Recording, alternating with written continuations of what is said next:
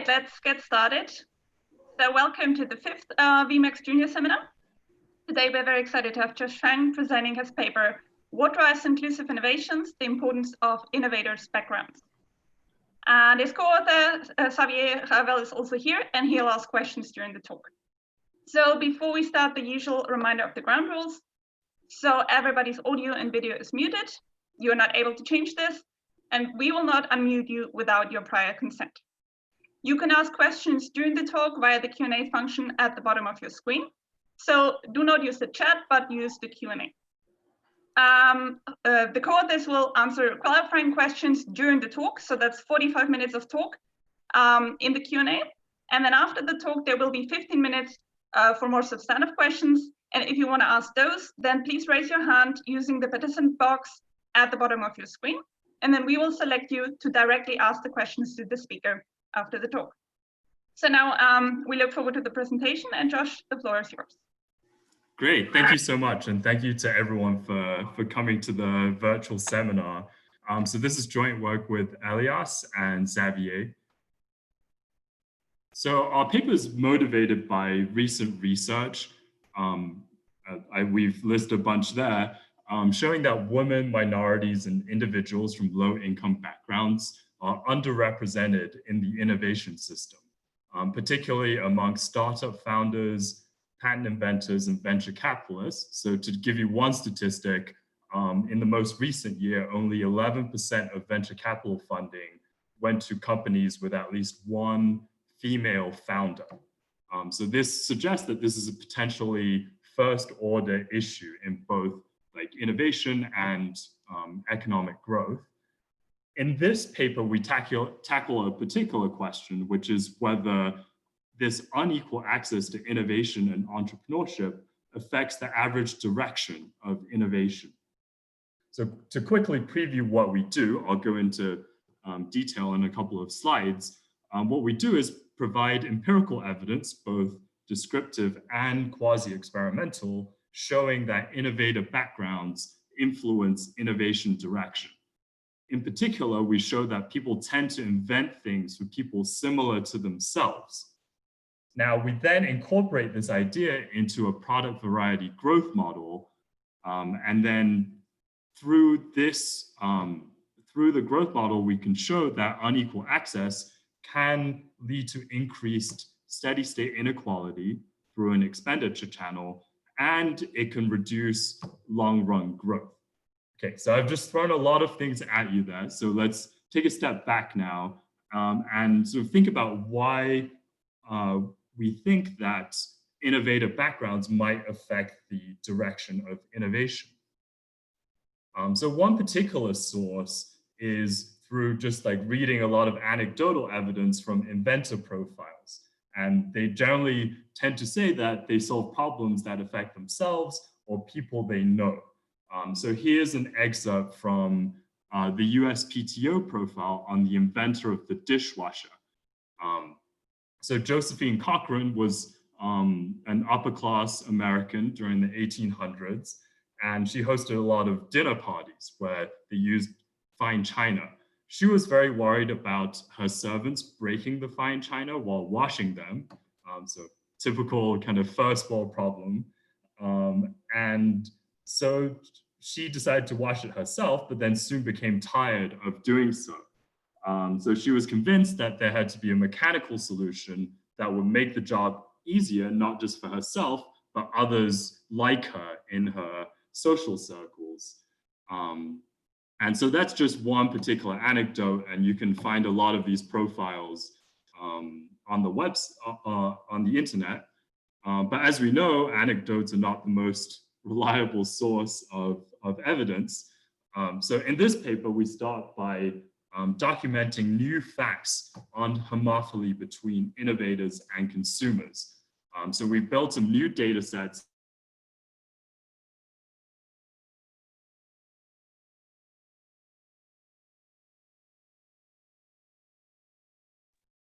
Are you still there, Josh? I can't hear you at the moment.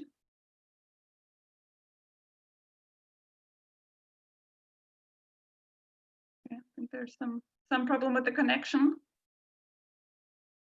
Let's wait a couple of moments to see if he comes back.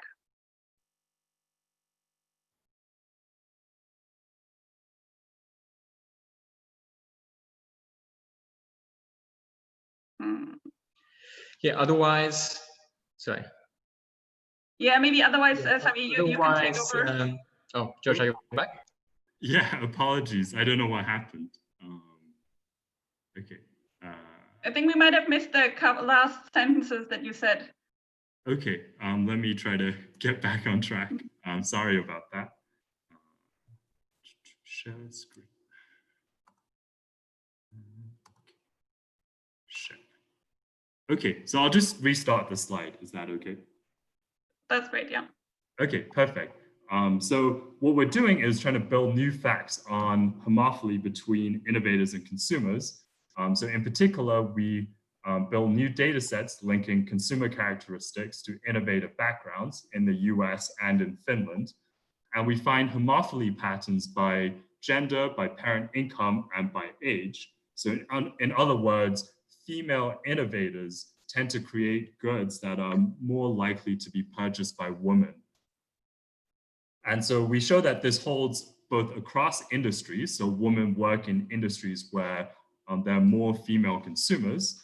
And we also find this within industries. So we present sort of micro evidence using data from phone apps and from consumer packaged goods. Next, we want to figure out whether this is causal. So does the innovator's background have a causal impact on the direction of innovation? This is a tough question to get at, but we found a particular setting where we're able to get both variation in inventor background and we're able to track people over the long run. So there's two contexts in Finland where we can do this. One is the assignment of individuals to dorms during military service. And the second is looking at within major variation in peer composition at universities in Finland. And what we find is that peer background can have a causal effect on the direction of innovation subsequently pursued by the individual. And as we note here, this contrasts with typical mechanisms based on economic incentives like market size. And finally, what we do is to build these two facts into frameworks to understand the implications for inequality and growth. So today we won't talk a lot about the static framework, which is based on Finstra 1994, but we can use that to show that women-led startups, for example, create 27% larger welfare gains for female consumers relative to male-led startups. And then the second framework we use is a growth framework where we look for long-run effects using a product variety framework based on Roma 1990. And what we do is extend it to multiple sectors and allow for taste heterogeneity. And this allows us to both clarify the assumptions under which this unequal access affects long-run growth and steady-state inequality. And our results also will contrast with a recent paper by Shea et al., which is looking at access barriers to occupations and production work and find kind of gains from reallocation. What we find here is that unequal access to the innovation system can impact the growth rate, so the long-run growth rate, and it can impact inequality through an expenditure channel. In the process, we contribute to a bunch of literatures. As alluded to earlier, we contribute to the literature on unequal access to innovation. So there's a lot of people showing empirics showing that certain groups have unequal access to the innovation system. Some people, more so in the management literature, have looked at mechanisms. So venture capital discrimination, personal preferences, family background. There's a paper on kind of dinner table conversations. So people have also documented certain mechanisms. In this paper, we focus on the implications of this unequal access, in particular for the direction of innovation. Most people in the past have just assumed that if it affects the rate of innovation. We also contribute to several macro literatures on growth models, on misallocation, and on interactions. And in this paper, we link the unequal access issue to these literatures in terms of growth, inequality, and social interactions. Okay, so that's our roadmap. So today we'll have a 3-part talk. And so let me just pause for a second. I've thrown out a lot of stuff. So in case you have questions or clarifying comments. Great, okay, so why don't we keep going then?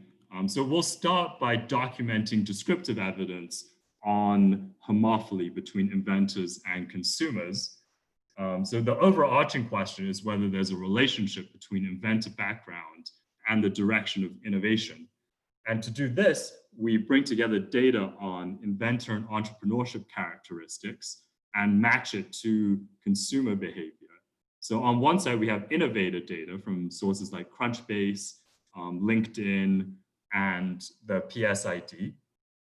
And then on the other hand, we have consumption data. So both micro and industry level consumption data from 2 Nielsen sources. So I'll talk about those in detail, and the Consumer Expenditure Survey. Today, we'll focus on homophily between innovators and consumers. But there are definitely a lot of other welfare relevant effects at play. So for example, at the end of this section, we'll show a quick slide that shows that women inventors are more likely to choose to work in green energy versus kind of traditional energy patterns. So first, we'll start with the within industry evidence. So here, think about we're comparing someone who makes a new energy bar. So we have 2 firms that make energy bars, and then we have one that's started by a woman and one that started by a man, and we're sort of comparing their consumer bases. So to do this, we start with a database of venture-backed entrepreneurs. We then match it to a list of products, and then we match the products to detailed consumer data where we know the characteristics of the consumers. And one note here is we use a Nielsen phone app dataset, which is a novel micro dataset that, to our knowledge, hasn't been used before. And we also use the more traditional Nielsen home scan data, which is looking at fast-moving consumer goods. So the phone apps data is nice because it has more startups in it. It's a very innovative area. And it's cleaner because most people typically have their own phones, whereas typical consumer surveys do it at the household level. The regression framework is very simple. All we do is regress the sales share going to a particular demographic on the demographics of the innovator, so entrepreneur or patent inventor. And we control for product category or product subcategory. So we're looking within very narrow areas, and we want to see if there's a correlation. Do women entrepreneurs sell more to women, all else equal? And we do find evidence of that. So this is evident. This is a table summarizing a couple of the findings from the phone apps data set. So for example, we find that women-led startups create phone apps that are more likely to be used by women. So the overall rate is about 54% women, and the effect size is about 8.2 percentage points. So that's roughly a 15% increase or higher female user share. We also find home state effects. So a startup that's based in Minnesota is more likely to have users who are also based in Minnesota. So this is probably not surprising to people in trade, but in the phone app context, at least, there's less of a physical access issue, but still we find this effect. And these are just graphs illustrating this particular effect. So in red, we have the startups with 1+ female founder, and we plot a histogram of female usage fractions across different apps. And we see the red bars are skewed to the right relative to the white bars. This is actually additional evidence. So we also tried this looking at female venture capital partners. So we can see the venture capital partner that funds a particular startup. And we see that if the funding team has a female venture capital partner, we also get an effect. So these red bars again are startups backed by female venture capital partners. And as you can see, they fund far fewer sort of apps directed just at male consumers. And the red bars are again more skewed to the right. And this is just the histogram showing the home state effect. The apps are more likely to get more home state consumers. We also find evidence in the fast-moving consumer goods segments. So here, think about we're comparing energy bars to energy bars. And the outcome here is share of sales to female head of households or households headed by females. We do a bunch of different robustness checks in the main paper. But what we find again is a pretty significant and large effect relative to the baseline. So female entrepreneurs are more likely to sell to female consumers. And here we also manually collected the age of the founder at the time of founding. And we find that older entrepreneurs sell more to older individuals. So every 1 year increase in the age of the entrepreneur leads to a 13.13 increase in the average age of the consumer base for that entrepreneur. And we also we try to broaden the set here. So there aren't that many venture-backed consumer goods products, but here we can expand things to look at all companies with patents that also sell goods that are tracked by Nielsen. And we find that companies with a higher fraction of female patent inventors also sell more to female consumers. Josh? We also, yes. Yeah, maybe just a moment. There were a few questions about the products that we are looking at. Yeah. So what we do with the Nielsen data set is to look at this through the lens of firms. So we have, for each firm, we see the barcodes, where firm is the manufacturer. And so what we really relate is the set of barcodes that the firm sells and the characteristics of the consumers who buy these barcodes to the characteristics of the inventors that are at this firm, where we look at the assignee names to figure out which firms have which patents. So that's for the consumer packaged goods. And then there was this question from Joseph about the sales share for the phone apps. And here, yeah, what we meant to say is we use user share. So it's the share of time from different socio-demographic groups who use the app. Yeah, we don't have advertising or other sources of revenue, unfortunately. Okay, thanks, Xavier. So we also find evidence across industries. So here we have the CEX, which gives us average consumer demographics by industry. And then we also have data from the US Patent Office and the PSID, where we can match industry to average characteristics of inventors. And again, we do a simple regression, a correlation regression between sales share and fraction of innovator by characteristic. And again, we find pretty significant effects here.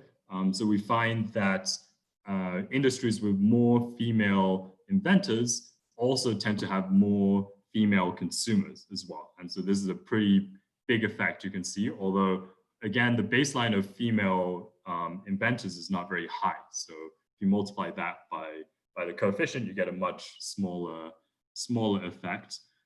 We also see this in the average age of patent inventors. Older patent inventors work in industries or technologies that are catering to older consumers. So that was patent inventors. So we also have data on entrepreneurs. So the PSID data, we can look at the relationship between sort of whether you have a industry serving richer consumers, so here it's proxied by the income elasticity of the industry, versus the parent income of the entrepreneur, which we can track in the PSID. And here we see, again, a positive correlation between the two. So people from richer backgrounds work or start companies in industries that cater to richer individuals. So this data isn't great because it's just a sample. So we also do exactly the same thing, but with much better data from Finland. And again, we find a very strong positive correlation between parent income and the industry entrepreneurs end up working in. And just as a couple of asides before we get back on track. So as an extension, we also find that entrepreneurs from high parental income backgrounds tend to hire employees from higher parental income backgrounds. So our co-author Elias has another paper that looks at peer effects and finds kind of these like high income pairs are what's driving certain effects in the labor market. And so as another extension that I alluded to earlier, we find within the set of clean patents, this is based on work by Philippe Aguillon and co-authors in the JPE, we find that female inventors are much more likely to work on clean patents versus traditional energy patents. And so these effects are really big. There's also kind of a small effect for average inventor age. So young people are more likely to work on clean patents, although we have a much smaller sample of patents where we have the inventor age. So that could be a source of future work. So some quick takeaways before moving on. So we find patents within and across industries that show homophily between innovators and consumers. So in other words, innovators innovate for people like them.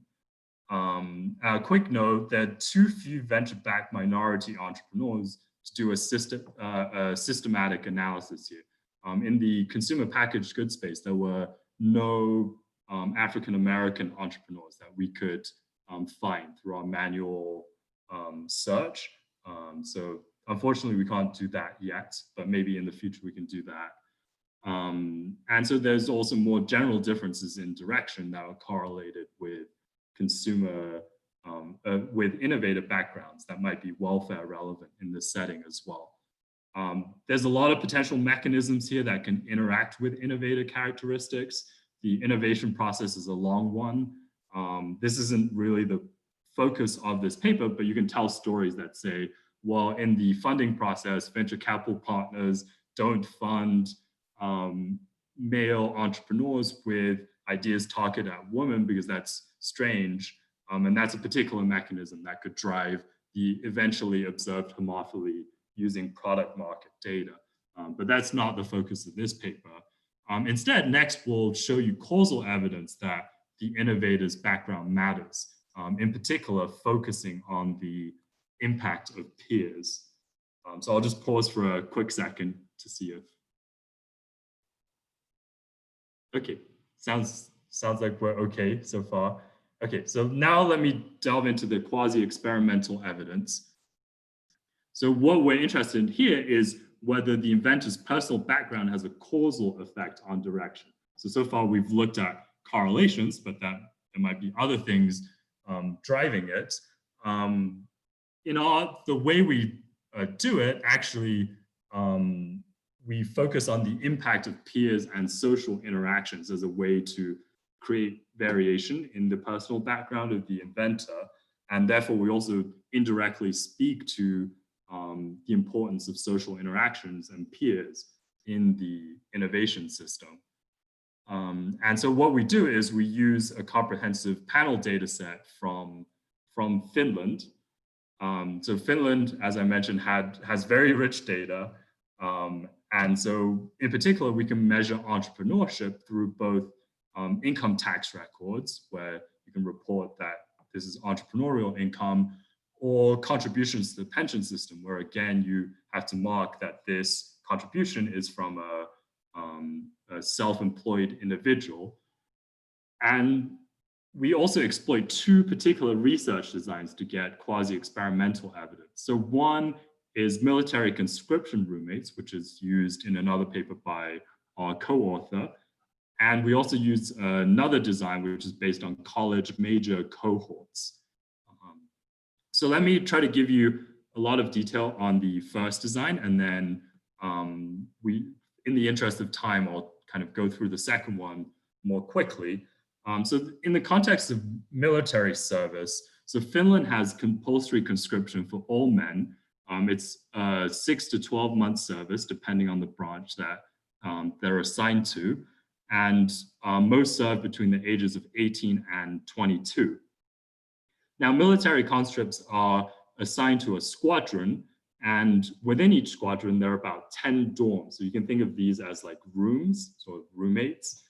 And so there's about 8 people within each room. And the one way that dorms are assigned within a squadron is in alphabetical order. And from anecdotal evidence from Elias, bunks are even assigned based on alphabetical order for ease of management. You can tell which conscripts are missing, much easier if you just like go in and everyone's alphabetically ordered. The main data limitation here is that dorm data is available for only 24% of individuals, unfortunately. Not everyone has to report dorm data, but the data ends up still being somewhat representative, but that hurts our power in this setting, which also motivates our using a second design as well. So what we do is the research design exploits the source of randomness in peer exposure because of this alphabetical order issue. And this allows us to figure out whether peer parental income, or more generally peer background, influences the direction of subsequent entrepreneurial activity for a given individual. And more formally, what we do is we use the characteristics of the 2 alphabetically nearest squad mates. So that's the sort of big group within which people are split into little rooms. So we use that as an instrument for the alphabetically nearest roommates. So that's the realized kind of outcome of the assignment. And so what we do here is we're looking at Y, which is the outcome is the income elasticity of subsequent entrepreneurial activity. So the industry that the individual ends up doing entrepreneurship in.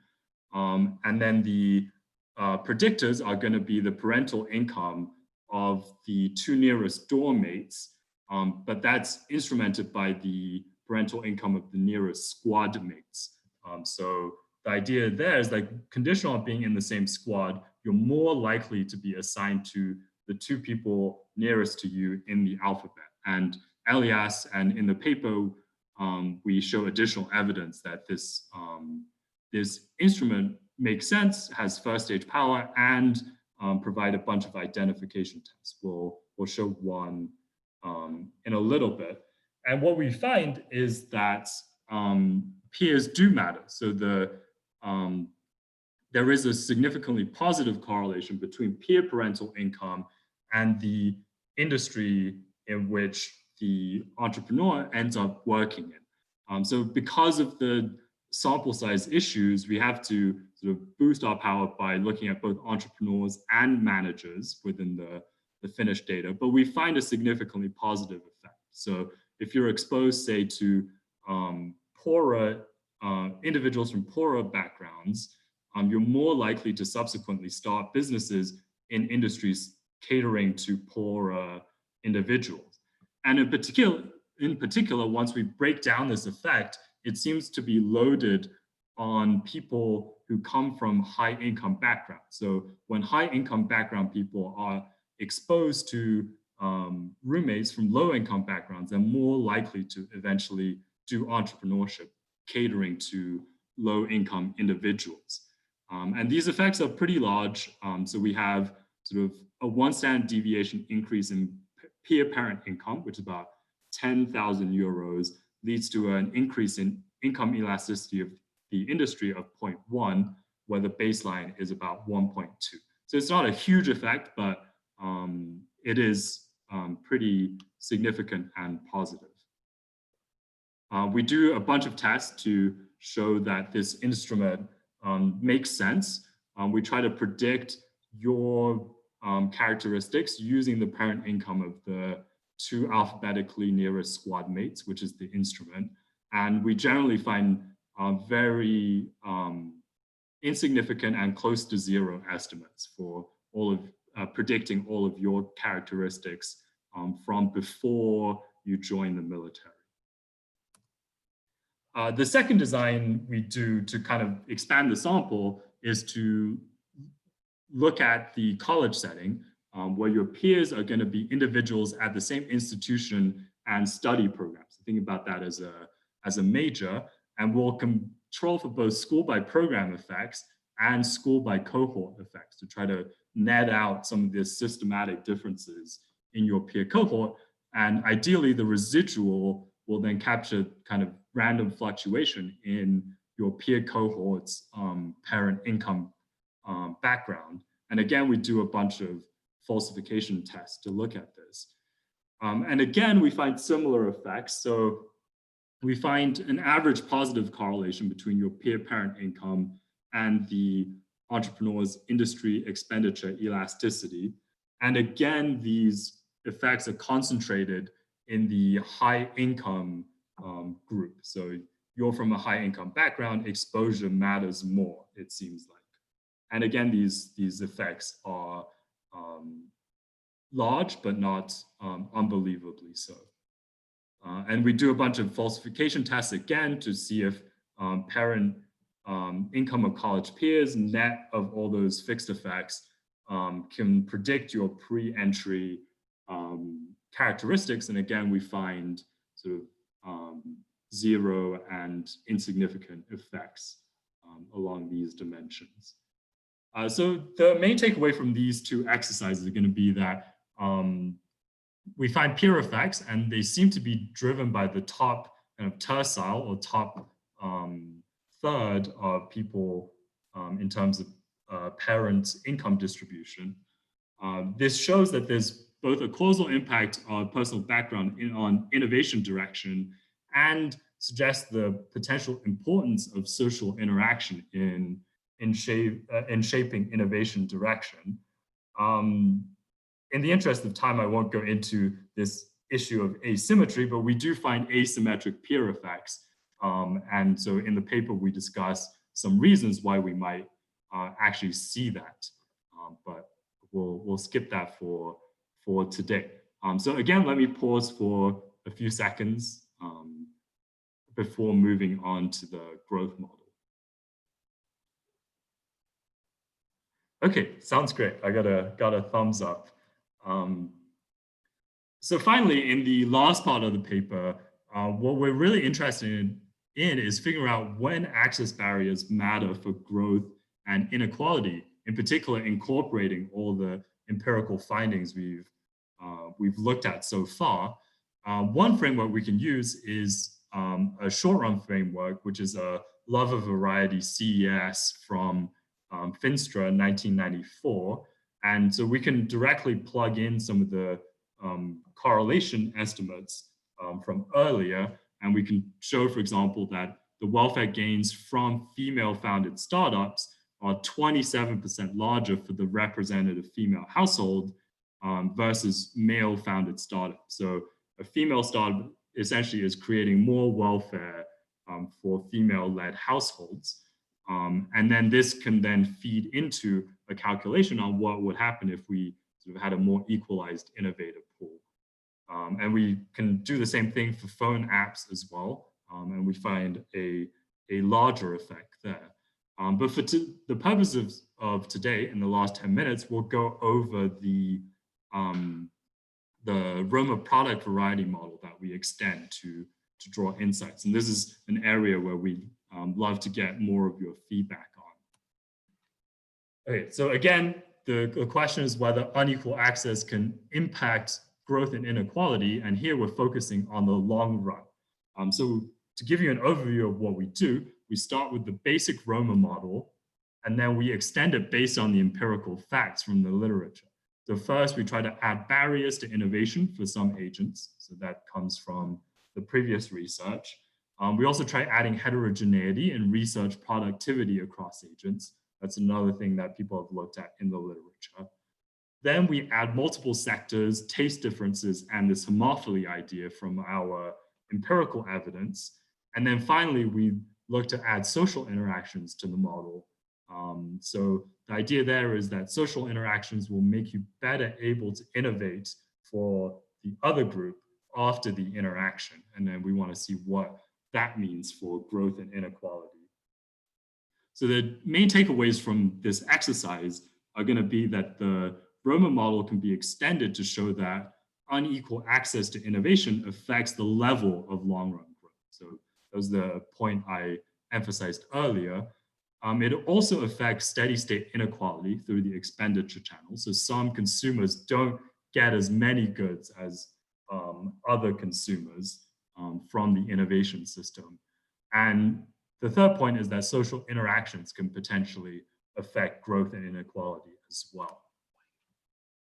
So laying out the basic Roma model, so this is a stripped down version of the model. We have a representative household with CES preferences. So this is very standard.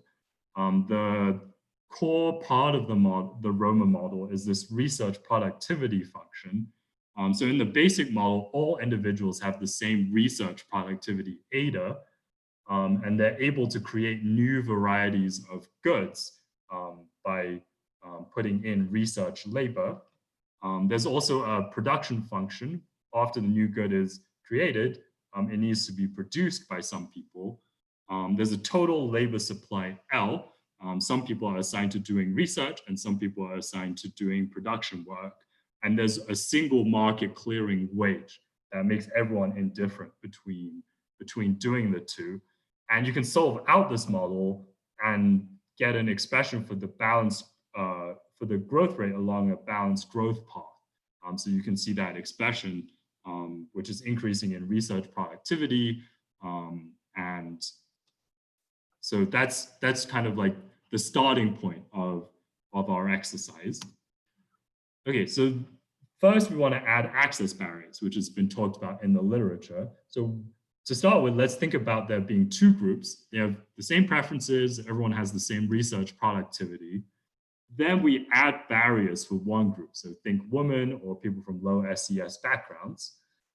So these barriers can be of two types. In the paper, we derive results using both.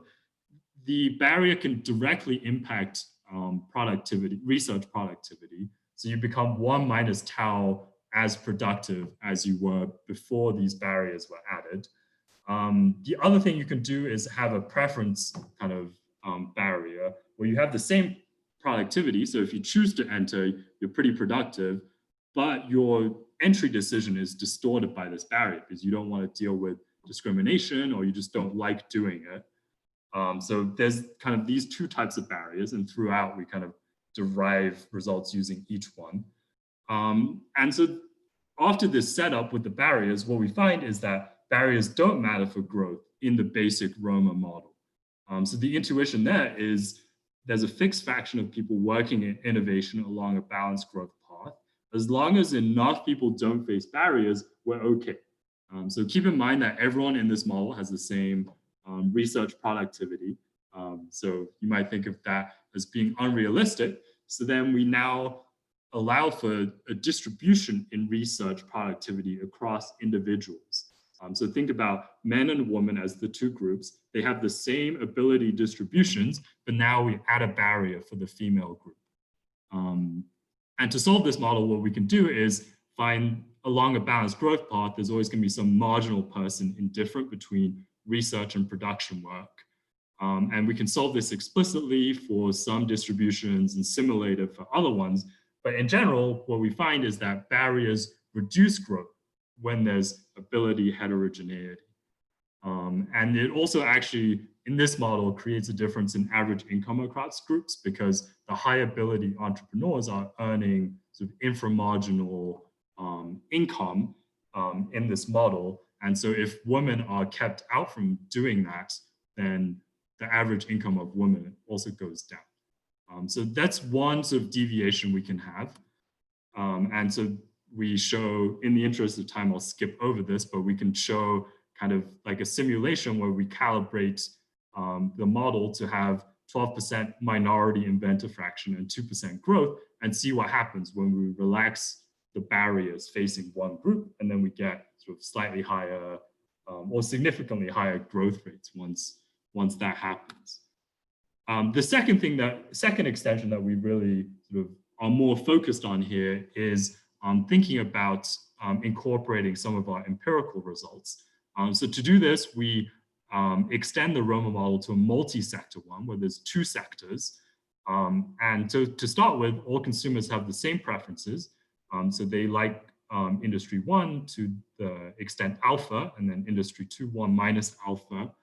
The research production function is similar to the one before, but we actually modify it so that all varieties plug into the research production function. So the spillovers across innovation in the 2 sectors. This is actually necessary because if we just have research depend on varieties in your own sector, we can get kind of explosive growth in one of the sectors relative to the other one. And then we lose the balanced growth idea. And so we can solve this sort of 2-sector model out. You get something very similar to before, where essentially growth rate is just preferences times the productivity in that sector. So this reduces to the 1-sector model if everyone has the same productivity of research across the sectors.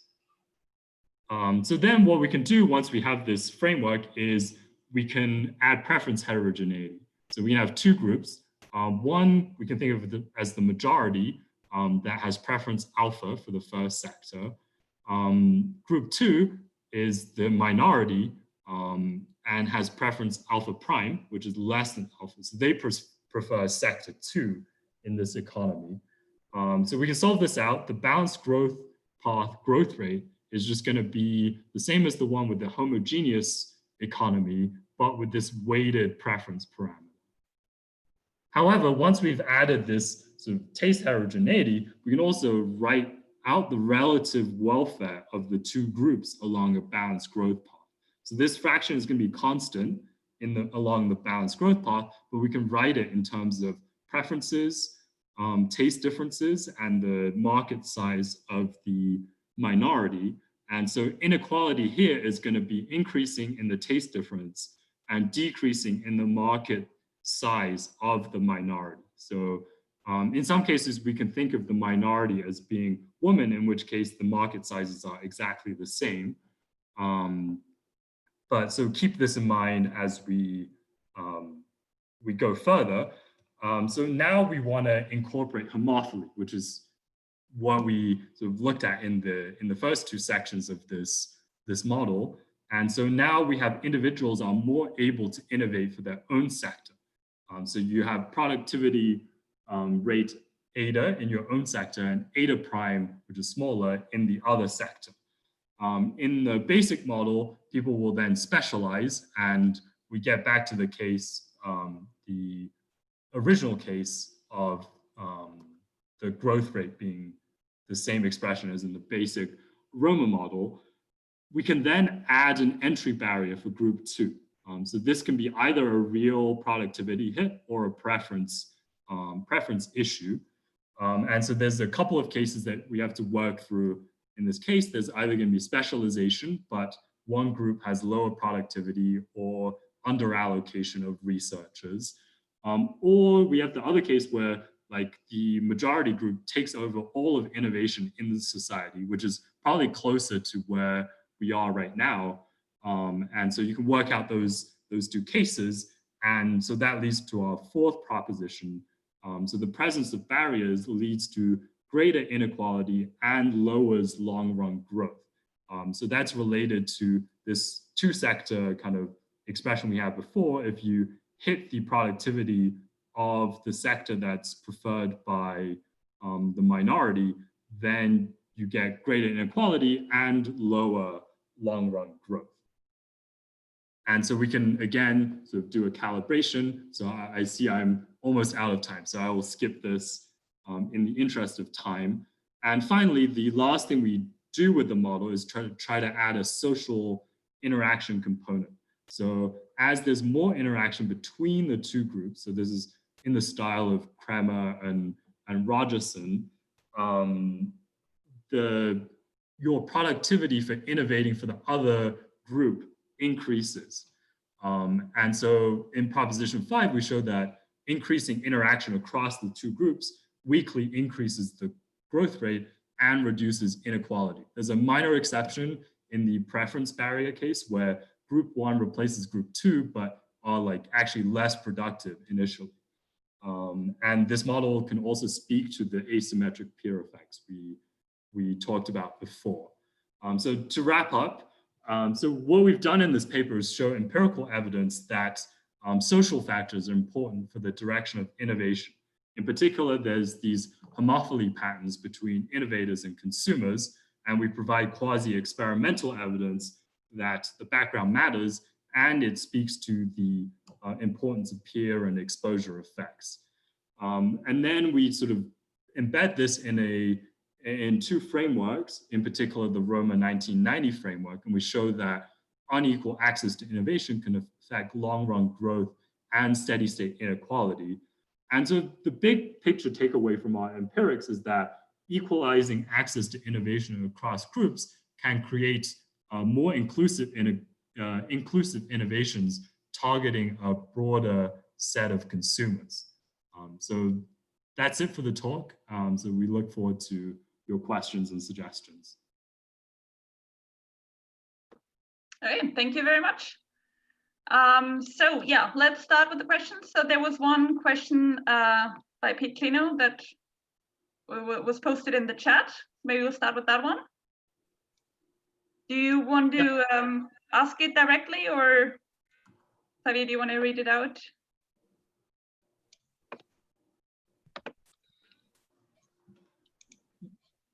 Yeah, I can read the question. So Pete was suggesting that we could use a semi-endogenous growth model, and then thanks to that we could have knowledge spillovers to be sector specific. So as Josh alluded to quickly, we have to parameterize things so that the knowledge spillovers are not sector specific.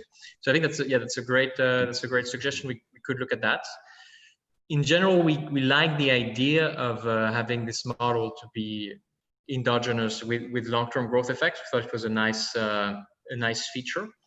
And sort of on a tangential point, with the semi-endogenous growth models, obviously it will all be about eventually the level, and there will be no long-run growth. But what's interesting in our context is that we could see the extent to which bringing in additional minorities into the innovation profession would basically delay convergence to that steady state.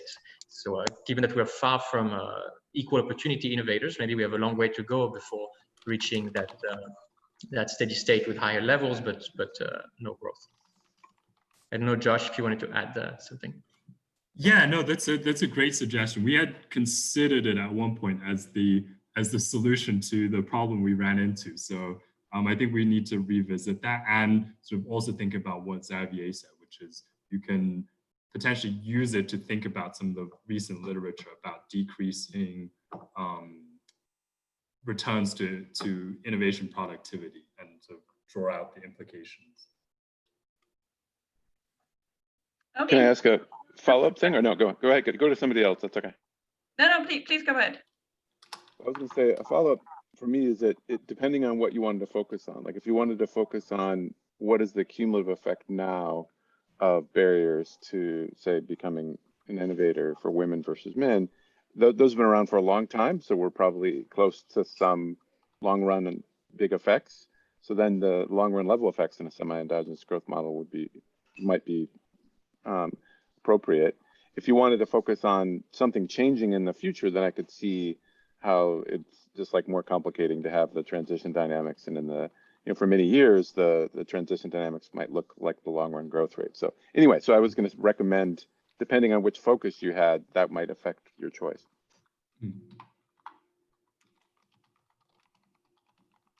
Okay, so next then, oh, sorry, do you want to reply again? No. Okay. Then we go to John Grigsby. You have the permission to speak. Thank you very much. Yeah, great paper. I really thought it was very interesting, especially parental income results. I was wondering how I think about sort of life cycle consumption patterns for these welfare analyses. So at one point you had age as an inventor characteristic. It's especially salient for them, but you could also think about gender. So for instance, suppose that 30-year-old women purchase a lot of products for childcare and likewise invent more products in that sort of space. But 25-year-old men, eventually might have kids one day and will one day sort of benefit from those kinds of innovations. So when you have these kinds of static groups, I'm just trying to think about how we can think about these life cycle patterns. Yeah, that's definitely something we should think about. And you're totally right that in the underlying empirics, you do see sort of a lot of, especially in the consumer packaged good area, where women innovate for child-related issues. So then, yeah, so it's definitely something we need to think about, whether that sort of the life cycle evens things out or whether it might even exacerbate these effects. Yeah, I think also one aspect of your question is that with gender, it's not entirely clear how to contrast consumption patterns given household consumption. And so we think that perhaps the cleaner focus would be differences by income groups, where you can fit non-homothetic utility function, and then you have a sense for by parental income over the life cycle, potentially, what are the consumption patterns, and then we could compute some of the implications for inequality via the expenditure channel. Yeah, I agree. I found the income stuff very compelling for that reason, particularly the parental income stuff. Your own income still has a life cycle pattern to it, and there's also from Ben Jones and Azule and all those guys that there's a life cycle and innovation as well. But yeah, parental income I found very, very compelling. Thanks. Okay, then we have a question from Tommaso from the panel. Sure. Again, amazing talk. Really find extremely interesting results. So something which I'm a little bit confused is the following. So and correct me if I'm wrong. Maybe I'm just misinterpreting your result. So let's think about the gender, the homophily by gender, for example. It seems that could be generated both through absolute advantage or through comparative advantage. Meaning that maybe females are just relatively better at producing products for other females, or even absolutely better. And then it seems that distinguishing between the two is going to be extremely important once then we go to a model to try to quantify it. And so then they kind of I miss how you can do the jump pretty much. Yeah, I think you're right. I'll just let Josh say more afterwards, but I think the simple answer is that for now we haven't tried to engage in that. We actually follow the assumption in the paper that Pete has, where they also look at changing access barriers for different professions, and they assume that the inherent ability of different groups for different professions is the same. And so here, that's also what we do, that there are these ability distributions, but they are the same for female or male inventors. So we would need to think whether empirically we can estimate ability differences, but my sense is that it's probably difficult. But we could study some sensitivity, at least the sensitivity of our conclusions to introducing that kind of tweak. Yeah, so can I don't think I don't want to push you, of course, to have males and females draw from different ability distributions. But I think the problem is that what you observe as a steady state result, it is that maybe they had different training, maybe they went through I don't know, they got different exposure in their lives, in their lifetime. And I think fundamentally instead there can be So another way to say it is that I'm a little bit confused on what is the primitive fundamental difference. So is it that actually there is some fundamental reason why you're going to be like, better at innovating products from people like you, or is it all like, just driven through like, the exposure that you have in your life cycle and so on and so on and so forth, like, who do you interact with, which are your peers, which type of schools do you go through? And somehow that difference, I think, is extremely important. And like, this matches, links to the fact that in the data, I think whatever you observe, it is kind of like bunches together absolute and competitive advantages. And so maybe like going one step forward, if you could like provide a little bit more evidence on the exact mechanism, like, is it that, back to the up result, is it that a female entrepreneur produce products which are more used by females because they use like, better marketing strategy targeted at that group? Is it because really they produce different products? Is it because, I don't know, like once you condition a bunch of observables, for example, within product, or maybe like, where they live and so on and so forth, does the gap reduces or not? I think that all this type of evidence will really help us understanding whether there is something like, primitive difference or where it comes from, this difference. Yeah, that's interesting. I guess we need to think more about, if we were to do an exercise like this, what would we learn ultimately? Would we conclude that the residual is some difference in ability that is fixed, or that it's just something that we don't observe? So, but we'll think more along those lines. The approach that we took for this was to say we're going to focus on one particular moment in the life experience of people, which is these interactions that they have with peers, and see if that on its own generates some effects. And we found that it did. So that's the angle that we took, try to isolate one type of effect and contrast it with the market size effect that we as economists think about much more often for the direction of innovation. Again, a related point that Corina from our panel made earlier, I mean, she had to leave now, but that, I mean, now we're seeing a demographic transition. We're seeing more women entering the labor market, for example. Like, would that change the innovation pattern that we expect to see in the future? And is it just because women are maybe now exposed to the labor market more that they come up with kind of like different ideas for new products and things like that? Would you expect that or not? Yeah, I mean, anecdotally, definitely, there's all these sort of new startups targeting like working women, sort of like and suits or bags, things like that. But we try to look a little bit. We have a very limited panel of data from like 2004 to 2016, I guess, in terms of consumer goods. And we didn't see a huge difference in direction for the average woman entrepreneur over time. But again, that's a very limited period. And you're right, like as we see this, like there might be sort of more complicated implications for sort of growth and direction of innovation as other things change in the system. Okay, we would have time for one more question. So is there any more questions from the audience? If so, ask now. If that's not the case, then let me ask you a question about the policy implications, because you have this part with the social interactions, which basically suggests one way how we could reduce wealth inequality would be just to encourage more of these interactions. Can you think of other policy measures that would help? Maybe, I mean, you were also talking about like female venture capitalists founding more female innovators and so on, and like like other types of policies that come to your mind? Yeah, so there's a lot of policy from the government's perspective. So for example, the SBIR in the US, that at least on the surface says it prioritizes like women and underrepresented minorities and people from zip codes that have low economic activity. So those three things in theory should work, but I think they've had trouble getting people to actually apply for SBIR loans, kind of like an information issue.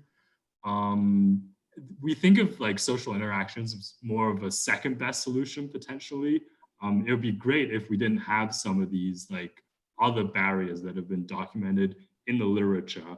I think one thing people potentially, like, we don't have all the answers here. Like, a lot of people have done really good work trying to unpack the mechanisms, but then they can maybe take it a step further and see like, oh, we have this like experiment where we like vary discrimination or something like that. And then you can look at subsequent differences in direction. So that could be sort of another way to go about the policy analysis. But you're totally right. Like, we need to do more on the policy front as well. All right, then let me thank you very much for a really exciting talk and interesting discussion. And so the next VMACS will be next Tuesday, and we look forward to seeing you again there. Thank you very much. Thank you.